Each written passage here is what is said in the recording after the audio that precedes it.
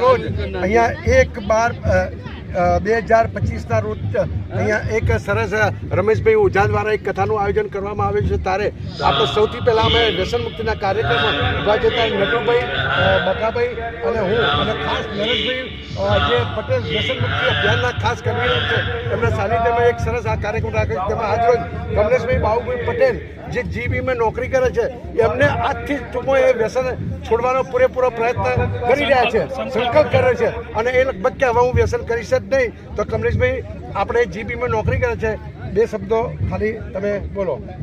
બસ હવે આજથી ખાવાનું બંધ કરી દેવું છે તમાકુ અને વ્યસન કરવી એ શરીર માટે હાનિકારક છે। વ્યસન કરાય નહીં, બીજા કોઈ કરતા હોય તો કરાય નહીં વ્યસન, શરીર માટે બિલકુલ બરાબર। સરસ સરસ, પહેલા જ અમારા પ્રયત્નો